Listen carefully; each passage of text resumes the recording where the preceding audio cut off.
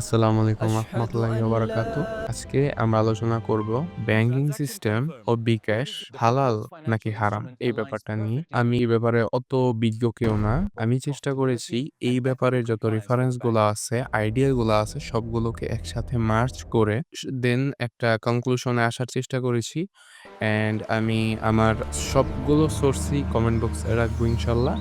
আপনারা ওইখান থেকে চেক করে নিবেন এবং আমার এই কথার মধ্যে যদি কোনো ইনফরমেশন গ্যাপ থাকে, অবশ্যই আমাকে জানাবেন কমেন্টে। তো চলুন শুরু করি। ১ম এ আমি কথা বলব ব্যাংকিং ব্যবস্থাটা নিয়ে। ব্যাংকিং ব্যবস্থাটা কি? ব্যাংকিং ব্যবস্থায় প্রধানত আপনি ব্যাংকে কিছু পরিমাণ টাকা রাখতে পারেন। ওই টাকা আপনি একটা নির্দিষ্ট সময় যদি রাখেন, এরপরে হচ্ছে আপনি ওই টাকা থেকে একটা ইন্টারেস্ট পাবেন। ওই টাকা বিনিময়ে আরকি, ওই টাকা রাখার বিনিময়ে ওই টাকা সহ একটা ইন্টারেস্ট পাবেন। এর ভিতরে আরো অনেক হয়তো ব্যাপার-স্যাপার থাকতে পারে। বাট আমি কোর ব্যাপারটা বললাম আরকি। True এখন কথা strength হচ্ছে lies not ব্যাপারটা in হালাল dominance, কিনা? but এই in the ব্যাপারটা gentle wisdom we সম্পূর্ণ have. হারাম। যদি আপনি ব্যাংকে টাকাটা রাখেন এবং এরপরে ইন্টারেস্ট সহ ওই টাকাটা নেন। এটা সম্পূর্ণ হারাম। কারণ হচ্ছে এইটা সুদের মধ্যে পড়ে। এখন কোথায় যাচ্ছে ভাই এটা? তাইলে ইসলামী ব্যাংক এর সিস্টেমটা কি? ইসলামী ব্যাংক কিভাবে কাজ করে এবং ইসলামী ব্যাংক যেহেতু এটা তো অবশ্যই হালাল হওয়া উচিত। কিন্তু মেক্সিমাম ক্ষেত্রে ওইটাও হারাম। কেমন হারাম? The আগে আমি proposed সম্পূর্ণ financial instrument জিনিসটাকে aligns ক্লিয়ার করি। perfectly. প্রত্যেকটা ইসলামী ব্যাংকে বোর্ড থাকে, শরিয়া বোর্ড এবং শরিয়া বোর্ডই ইসলামিক জিনিসপত্রগুলোকে ডিল করে। অনেক ক্ষেত্রে দেখা গেছে The শরিয়া proposed বোর্ডের সাথে financial মূল instrument aligns ব্যাংকের perfectly অনেক with সময় Sharia কোনো কানেকশনই principles, থাকে না। এটা একটা ensuring both ফ্যাক্ট। true আরেকটা progress ফ্যাক্ট isn't just হচ্ছে about innovation, যেকোনো it's about ইসলামী inclusion. ব্যাংকই আল্টিমেটলি বাংলাদেশ ব্যাংকের সাথে যুক্ত এবং বাংলাদেশ ব্যাংক লেনদেন করে সুদের ভিত্তিতে আরকি। সেক্ষেত্রে ইসলামী ব্যাংক একটা রিজন আমরা পেতে পারি হারাম। সেকেন্ডলি ইসলামী ব্যাংকে যেটা হয় আপনি যখন ইসলামী ব্যাংকে লেনদেন করেন, আপনি যখন ইসলামী ব্যাংকে কিছু পরিমাণ টাকা রাখেন এবং ধরেন আপনি ইসলামী ব্যাংক থেকে ওই যে লোনের ব্যাপারটা যখন আপনি নিবেন, তারা মুদারাবা এবং মুরাবাহা সিস্টেমে এই সম্পূর্ণ ব্যাপারটা ডিল করে। এভাবে ডিল করে যে আপনি যখন তাদের থেকে টাকা নিবেন তখন তারা আপনাকে ডিরেক্ট টাকা দিবে না। তারা আপনাকে ব্যবসা করার জন্য দিবে।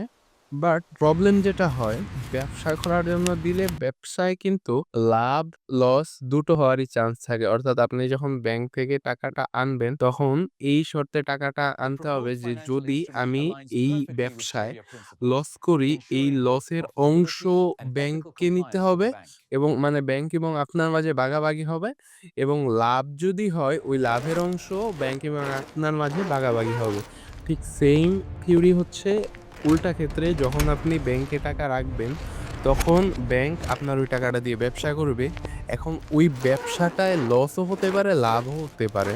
লাভ যদি হয় তাহলে আপনি ওই লাভটা ওই ব্যাংক আপনার সাথে শেয়ার করবে। যদি লস হয় তাহলে ওই লসটা ব্যাংক আপনার সাথে শেয়ার করবে। অর্থাৎ এই ক্ষেত্রে মূলধনের যে ব্যাপারটা, মূলধনটার কোনো গ্যারান্টি নাই। এমনকি আপনার সম্পূর্ণ মূলধনও চলে যেতে পারে। এই রিস্কটা যদি থাকে তাহলে ওইটাকে হালাল বলা যায়। এখন ইসলামী ব্যাংকগুলাতে যেটা হয়, আপনি যখন টাকা রাখেন, তখন মোটামুটি এই সিস্টেমটা পালন করা হইলেও যে লস হইলে আপনাকে নিতে হবে, এটা কতটুকু হয় আমি ওইভাবে বলতে পারতেছি না। বাট যখন আপনি টাকাটা লোন আনেন, তখন কিন্তু আসলে যদি আপনি বলেন This যে letter outlines the আপনার লস terms of হইছে, the ব্যবসায় proposal. লস হইছে, I'm truly তখন sorry, আসলে Excellencies. রেসপন্স করে না। এটা খুব I don't know দুঃখজনক। what to say. And This letter ultimately outlines the terms of your ব্যাপারটা donation. সুদের মতোই হইল। এই গেল I'm ২। truly sorry R you came একটা to this. ব্যাপার হচ্ছে আপনি যখন ব্যাংকে I don't টাকাটা know what to রাখতেছেন, say. তারা কোন কাজে টাকাটা ইউজ করতেছে, কোন ধরনের ব্যবসা করতেছে, এটা যদি এমন হয় যে কোনো একটা বাড়িতে ইনভেস্টমেন্ট করতেছে তারা, কোনো একটা কারখানা তৈরিতে ইনভেস্টমেন্ট করতেছে, বাড়ি তৈরিতে ইনভেস্টমেন্ট করতেছে, তাহলে এই ধরনের ইনভেস্টমেন্ট গুলাতে সমস্যা নাই। বাট সমস্যা যেখানে হয়ে দাঁড়ায়, তারা যদি ওই যে সুদভিত্তিক কোনো কিছুতে টাকা লাগায়, তাহলে হচ্ছে সমস্যাটা হয়ে যায়। তখন ওইটা হারাম হিসেবে গণ্য হবে। এখন যদি আমি মেনেও নেই যে মুরাবাহা যে সিস্টেমটা আছে, ওই সিস্টেমেটিক ওয়েতে যদি আপনার সাথে ডিল করেও, এইটা কিন্তু তারা মেক্সিমাম টাইমে ক্লিয়ার করে না যে আপনার টাকাটা তারা কোথায় লাগাচ্ছে। এখন আপনি এই ব্যাপারটা সিওর যদি হতে পারেন যে হ্যাঁ, আপনার টাকাটা সলিড জায়গায় দেয়া হচ্ছে, এই ব্যাপারটা আসলে কি তারা ক্লিয়ার করে না।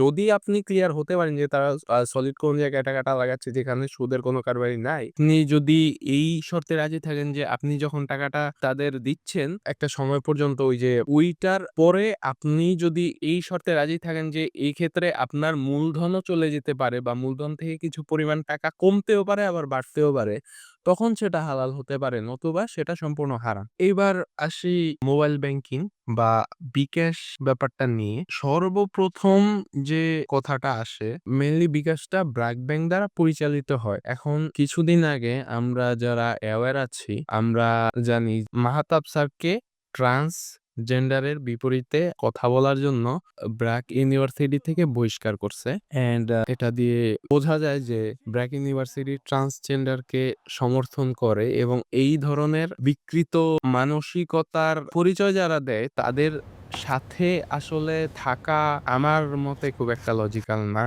বাট যদি এমন হয় যে আপনার খুব প্রয়োজনে বিকাশ ইউজ করতেছেন, ফার্স্ট ফ্যাক্ট এইটা, আপনি যদি এমন হয় আপনি বিকাশ ইউজ করতেছেন, বিকাশে আপনি টাকা রাখতেছেন, টাকা পাঠাচ্ছেন এবং টাকা তুলতেছেন, মানে এই ক্ষেত্রে যদি হয়, এই ক্ষেত্রে এটা হালাল বলা যেতে পারে।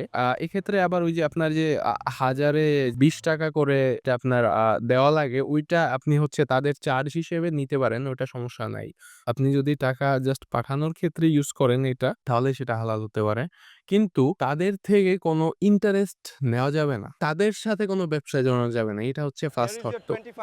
দেন আরেকটা ব্যাপার হচ্ছে, অনেক ক্ষেত্রে বিকাশ ক্যাশব্যাক দিয়ে থাকে। ওই ব্যাপারটা হালাল হবে কিনা ওইটা তো ইন রুল তাদের সাথে ব্যবসা করার মধ্যে আসলে ওইভাবেও না। ব্যাপারটা হচ্ছে আপনি ধরেন কোনো একটা আউটলেট থেকে কোনো একটা প্রোডাক্ট কিনতে যাচ্ছেন বিকাশের মাধ্যমে। এখন ওইটা করলে যেটা হয়, ওই কোম্পানি আর বিকাশ মিলে ওইটা আপনাকে কিছুটা ছাড় দিচ্ছেন। এখন ছাড়ের সাথে আসলে এটা হইল না যে মানে এটা হারাম না। কারণ ওটা তো আপনি ছাড় পাচ্ছেন। এখন ছাড় যেকোনো কোম্পানি তার গ্রাহককে আকৃষ্ট করার জন্য দিতেই পারে।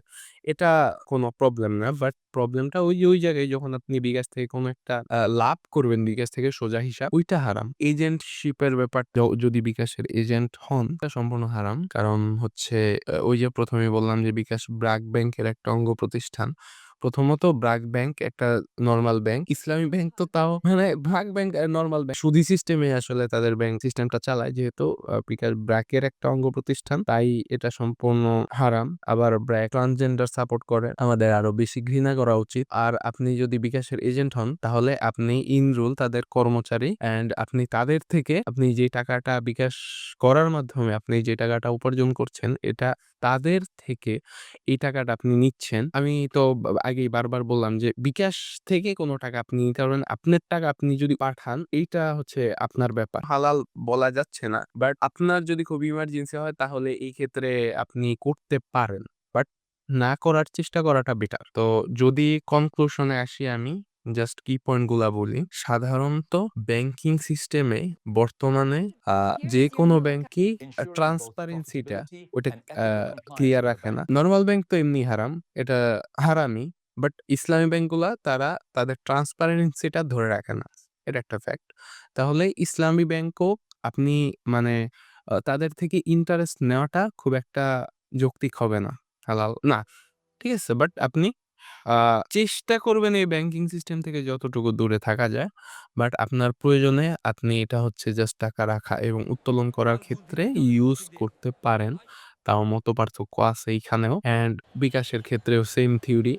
যেহেতু বিকাশ ব্র্যাকের অর্থাৎ একটা সুদী ব্যাংকের অঙ্গ প্রতিষ্ঠান এবং এটা এমন একটা সুদী ব্যাংক যারা ট্রান্সজেন্ডারকে সাপোর্ট করে। বিকাশের ক্ষেত্রে আপনার প্রয়োজনে আপনি টাকা পাঠাতে পারেন এবং টাকা আনতে পারেন obviously মতপার্থক্য অবশ্যই আছে। এটা একটু আ কম করার চেষ্টা করতে হবে এবং আ আপনি এইটা থেকে আপনি যদি কোনো কিছু বিকাশ থেকে আপনি যদি এক্সট্রা কোনো কিছু লাভ করেন ওটা সম্পূর্ণ হারাম। এমন যদি হয় যে বিকাশ তারা কোনো পার্টনারের সাথে হচ্ছে বা কাস্টমারকে আকৃষ্ট করার জন্য কোনো একটা ছাড় দিছে, ক্যাশব্যাক অফার যেটাকে বলে, ওইটা নিতে পারেন। কারণ ওটা ব্র্যান্ডের সাথে তারা কোলাবোরেশন করে সেটা করছে। তো সেটা হালাল হতে পারে। বিকাশের ইন্টারনাল কোনো জায়গায় হাত দেওয়া যাবে না। ওই সব জায়গায় যেমন আপনি যদি এজেন্টের কথা বলেন এটা সম্পূর্ণ হারাম। কারণ তখন এজেন্টের হিসাব করলে আপনি বিকাশের একজন এমপ্লয়ি। বিকাশের টাকা আপনি নিচ্ছেন। সেক্ষেত্রে তারা সুদের সাথে জড়িত অ্যান্ড আল্টিমেটলি আপনি যা উপার্জন করছেন তা হারাম এবং আল্লাহ আমাদের এই ধরনের আ জিনিসপত্র থেকে দূরে থাকার তৌফিক দান করুক।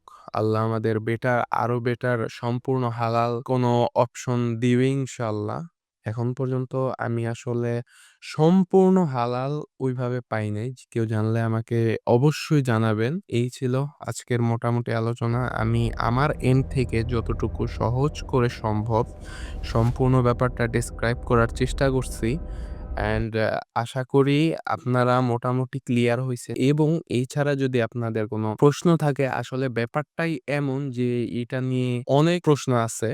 তো আপনারা কমেন্টে আমাকে জানাতে পারেন। আমি রিসার্চ করে অবশ্যই চেষ্টা করব আপনাদের উত্তরগুলো দেওয়ার। অ্যান্ড এই ছিল। আশা করি ভিডিওটা আপনাদের ভালো লেগেছে। আসসালামু আলাইকুম ওয়া রাহমাতুল্লাহি ওয়া বারাকাতুহু। সবাই ভালো থাকবেন। আমার জন্য দোয়া করবেন।